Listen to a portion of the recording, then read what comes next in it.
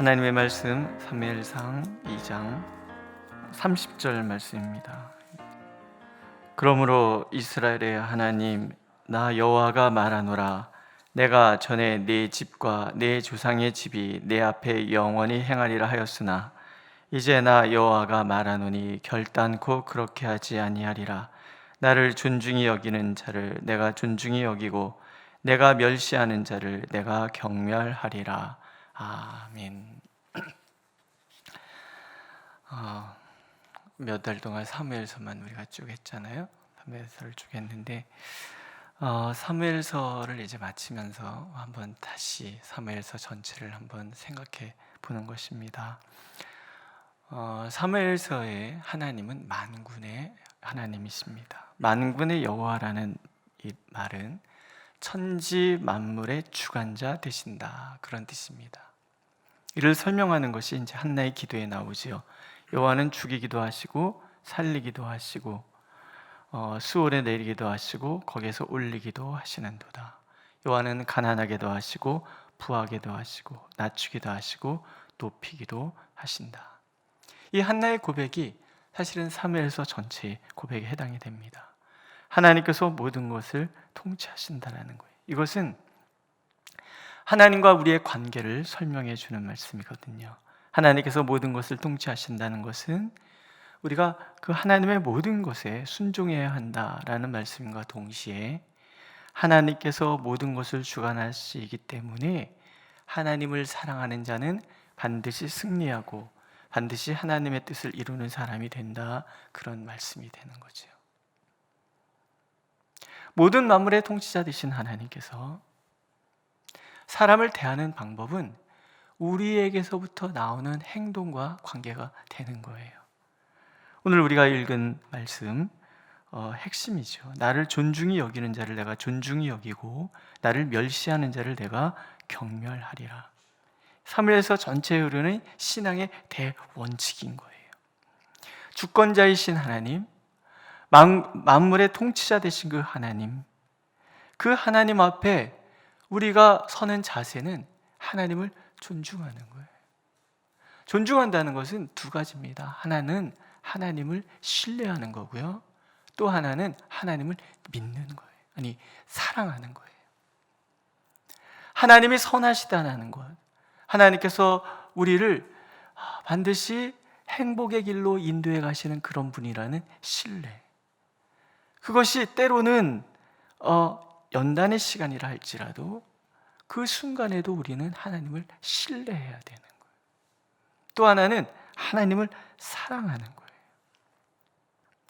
하나님의 마음을 이해하고 그분이 원하시는 것이 무엇인지를 알고 그분 마음에 담겨져 있는 눈물에 내 눈물이 닿는 것, 그래서 하나님의 눈물을 내 가슴에 품는 것, 이걸 사랑이라고 얘기하는 거예요. 두 부류의 사람이 계속 대조가 되지요. 한나와 분인나, 엘리의 자녀들과 사무엘, 사울과 다윗, 그리고 압살롬, 이런 사람들이 대비가 되는 거예요. 하나님을 존중하고 가까이 하던 한나는 존귀한 자가 되고요, 스스로 교만해서 남을 멸시하던 분인나, 곧 하나님이 사랑하시는 사람을 멸시하는 사람은 곧 하나님을 멸시하는 것과 같은 거예요. 한나는 존귀 여김을 받은 자가 되고 분인나는 역사 속에서 이름이 그냥 사라져 버리는 거예요. 엘리의 자녀들은 한날에 몰락했고 그 후손은 역사의 무대에서 사라졌어요. 하나님께서 아론을 통해서 약속하신 게 있거든요. 내 후손들이 대대 나를 섬기는 자들이 될 것이다. 그들이 그런 복을 받은 이유는 모두가 금송아지 숭배에 빠져 있었을 때에 레위 지파만큼은 하나님 앞에 바로 섰잖아요. 그리고 그 레위 지파의 수장으로서 아론이 하나님 앞에 헌신한 그 헌신, 그리고 비느하스의 그 헌신을 통해서 하나님은 레이지파, 특히 아론의 가문이 영원히 하나님 앞에 서게 될 것이다, 그렇게 약속을 해주신 거예요. 그러나 엘리의 자녀들은 그리하지 않지요. 하나님과 인간의 만남의 그 자리, 인간이 하나님을 향하여 나갈 수 있는 통로인, 유일한 통로인 그 하나님의 제사, 그것을 그들이 멸시하고 자기의 배를 채우는데 그들이 급급한 거죠. 그래서 하나님께서 오늘 말씀하시는 거잖아요. 나를 존중히 여기는 자를 내가 존중히 여기고 나를 멸시하는 자를 내가 경멸할 것이다. 그래서 결국 엘리의 가문은 역사의 무대 속에서 사라져 버립니다. 반면에 하나님을 존중하고 하나님 앞에 전심으로 나아갔던 사무엘은 하나님께서 역사의 주인공이 되게 만들어 주시잖아요. 불순종의 사울은 버림을 받았지만 순종의 다윗은 그 인품이 또는 그 신앙 인격의 결함이 있음에도 불구하고 하나님께 한순간도 버림받지 않습니다. 성경에 나오는 그 이야기들이 있잖아요. 사무엘에 대한 이야기, 사무엘이 점점 자라매 여호와와 사람들에게 은총을 더욱 받더라. 평생 사무엘은 하나님께 은총받는 사람이 되는 거예요. 다윗을 하나님께서 처음 만났을 때 이렇게 말씀하시잖아요. 이가 그라, 내가 찾던 사람이다, 내 마음에 쏙 드는 사람이다.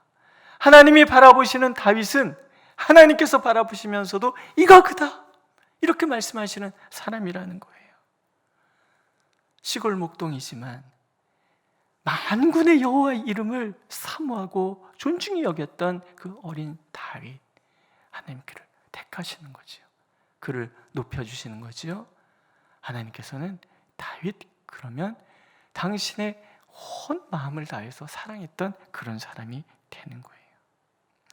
만군의 여호와이신 하나님을 기억하는 것, 그게 하나님을 존중하는 비결입니다. 나의 인생, 나의 국가, 세계 역사까지 하나님의 주권 아래 있지 않은 것은 존재하지 않는다는 그 믿음. 그래서 오늘 매일매일의 나의 삶 속에서 하나님을 높여드리고 그 하나님 앞에 살아가는 것, 하나님의 임재 앞에서 오늘도 하나님 나를 보고 계신다는 것. 다윗이 그러고 살았잖아요. 하나님 앞에 살아가는 거예요. 한나도 사무엘도 그러고 살아가는 거예요.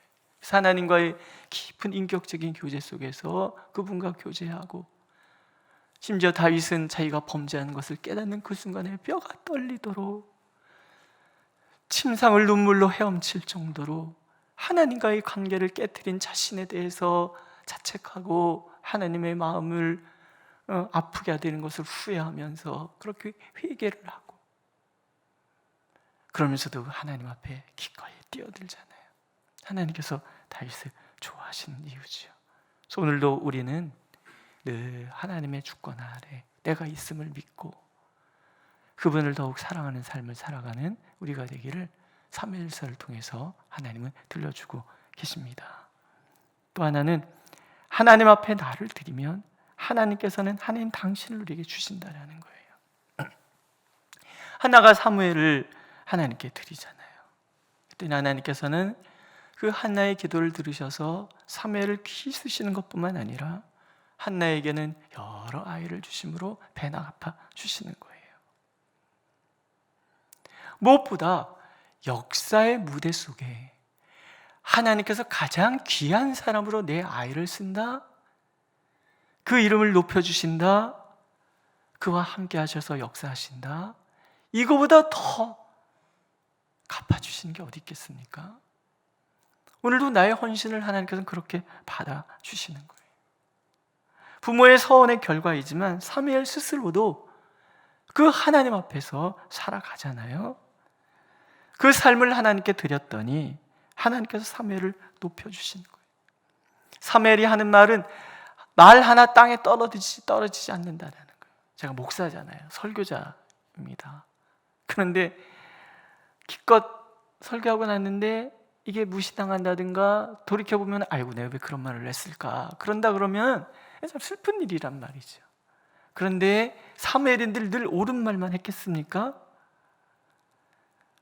하나님께서 그 말에 책임을 져주시더라는 거예요. 설령 잘못된 말을 했는데, 아차 실수했는데 그것조차도 하나님께서는 책임져 주시는 것, 그게 말이 땅에 떨어지지 않는 거예요.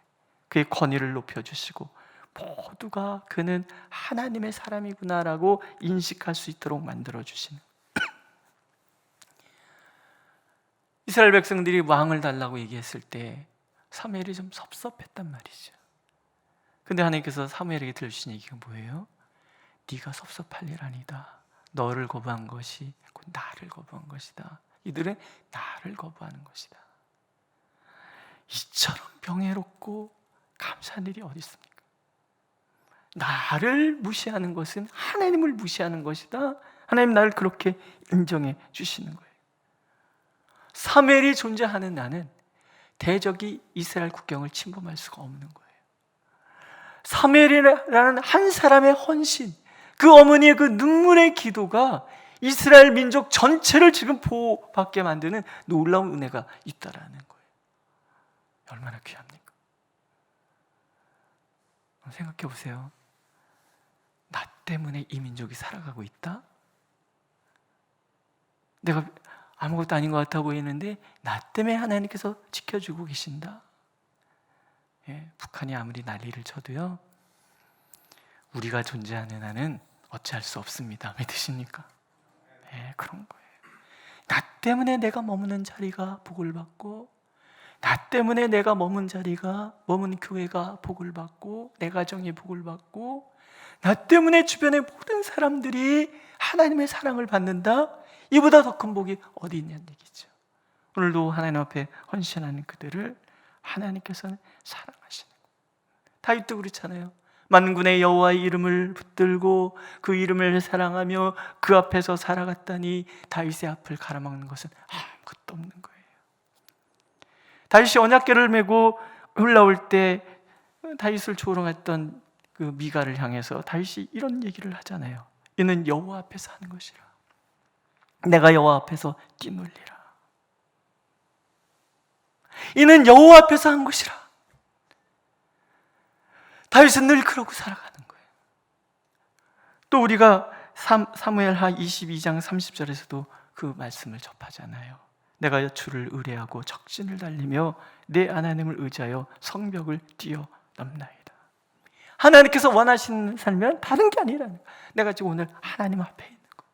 하나님은 나의 일거수일투족을 다 보고 계시는 거예요. 나의 삶을 다 살피시는 거예요. 그래서 그 하나님을 사랑해서 그분 앞에 나를 드리겠다고 다짐하고 살아가는 거. 그랬더니 하나님께서 언약을 맺어주시잖아요. 네가 가는 모든 곳에서 내가 너와 함께 있어 내 모든 원수를 내 앞에서 멸하였은즉 땅에서 위대한 자들의 이름같이 내 이름을 위대하게 만들어 주리라. 3000년의 세월이 훌쩍 뛰어넘었는데도 오늘도 우리가 다윗 그러고 있단 말이죠. 로마 어느 황제의 이름을 기억하고 계십니까? 중국 어느 황제의 이름을 기억하고 계십니까?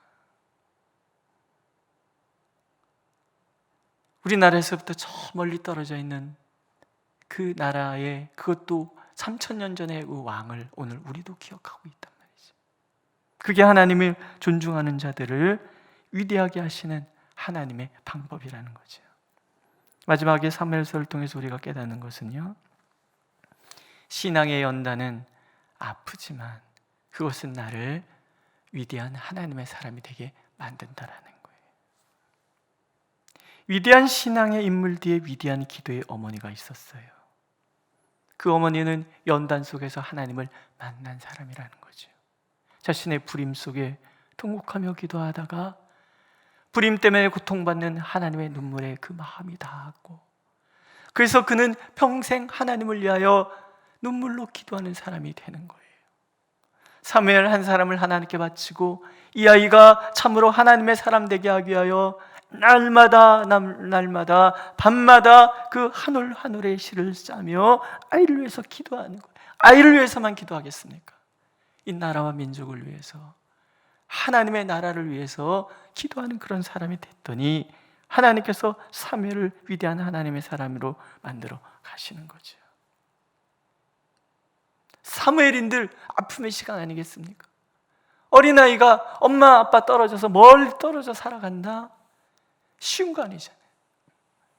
우리 막내가 기숙사에 교회 사임하고 나온 것 때문에 제일 피해본 애가 우리 막내예요. 기숙사에도 있어요. 아빠 마음은 늘 아린 거예요.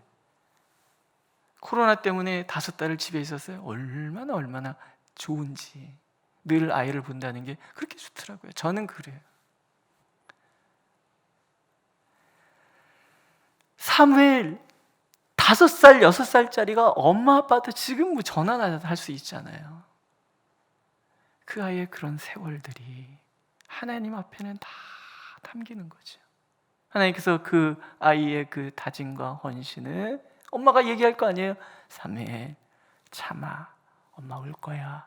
너 제사장님 말씀 잘 듣고 너는 하나님의 사람이야. 너는 하나님의 사람이야. 그 말을 듣고 자라는 아이인 거예요.